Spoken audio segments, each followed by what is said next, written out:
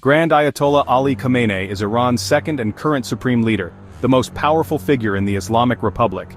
His decisions shape the lives of over 88 million Iranians and influence the entire Middle East. Khamenei holds the final say on all major state matters, from nuclear policy to foreign relations. His authority is rooted in the unique system established after the 1979 revolution, blending theocracy and republicanism. Khamenei's rise was marked by religious scholarship, revolutionary activism, and political maneuvering. He was not the obvious successor to Ayatollah Khomeini, yet he has outlasted his predecessor in power. His tenure is defined by commitment to revolutionary ideals, suspicion of the West, and efforts to preserve the Islamic Republic. As both spiritual guide and commander-in-chief, he is the regime's principal guardian. Over decades, he's weathered war, sanctions, and protest, maintaining a tight grip on power. To understand modern Iran, we must understand the man who has shaped its destiny for more than 3 decades. Born in 1939 in Mashhad, Khamenei grew up in a modest, deeply religious family. His father, a respected scholar, was his first teacher, instilling a passion for Islamic learning. Khamenei excelled at the Mashhad seminary, mastering Arabic and Islamic jurisprudence. He also developed a love for literature and poetry.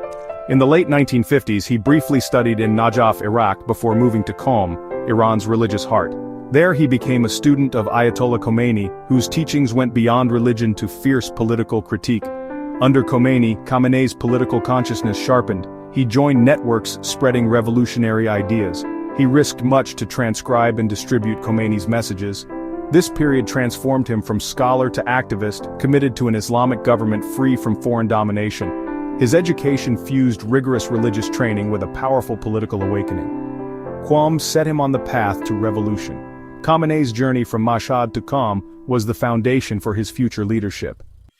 Khamenei's activism began in the early 1960s, as he became a key figure in the clerical opposition to the Shah. His sermons sharply criticized the monarchy and the Shah's Western-backed reforms. Arrested 6 times by Savak, he endured prison and exile, which only strengthened his resolve. In prison, he built networks with other dissidents and deepened his revolutionary commitment. Khamenei and his peers kept Khomeini's movement alive inside Iran, distributing messages and organizing support. By the late 1970s, he was central to the revolution's organization, joining the secret Revolutionary Council. He helped coordinate strikes and protests that paralyzed the country. When Khomeini returned in 1979, Khamenei was at his side. The revolution succeeded. The Shah fled. Khamenei was appointed Tehran's Friday prayer leader and given key roles in the new regime, including in the IRGC. His revolutionary credentials secured him a place in the inner circle. He was now positioned for even greater power. After the revolution, Khamenei's political ascent was rapid.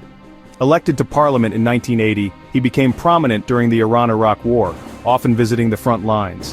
In 1981, he survived an assassination attempt, leaving his right arm paralyzed, a symbol of his revolutionary sacrifice. That year, after the assassination of Iran's president and prime minister, Khamenei was elected president. As president, his powers were limited, with ultimate authority resting with Supreme Leader Khomeini. Khamenei served 2 terms, guiding Iran through war and crisis. In 1989, Khomeini's death created a power vacuum. The Assembly of Experts, facing a crisis, chose Khamenei as supreme leader, despite his lack of senior clerical rank. The constitution was amended to allow his appointment. Khamenei was seen as a loyal insider who could preserve the revolutionary legacy. At 49, he unexpectedly became Iran's most powerful figure. His rise was pragmatic, not inevitable. He would hold the role for decades to come. As supreme leader, Khamenei wields unparalleled authority in Iran. He sets the country's general policies and has the final say on all strategic matters. No major initiative proceeds without his approval. While Iran has an elected president and parliament, their powers are ultimately subordinate to his. He appoints the head of the judiciary and half the Guardian Council, which vets laws and election candidates. As commander-in-chief, he controls both the regular army and the IRGC, a powerful military and economic force. The IRGC's loyalty is central to his grip on power. Khamenei also controls vast economic assets through tax-exempt foundations, giving him enormous financial leverage. He appoints the head of state media, shaping the official narrative. Through these levers, political, military, economic, and cultural, Khamenei exercises comprehensive control. He is the true center of power in Iran. Khamenei's ideology is rooted in the 1979 revolution and the doctrine of Vilayat-e-Faqih, the rule of the Islamic jurist.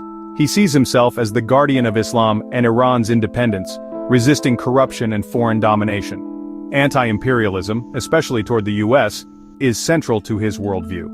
He views the US as a hegemonic threat, shaping a foreign policy of resistance and self-reliance. Domestically, Khamenei is socially and culturally conservative, defending Islamic values and strict dress codes.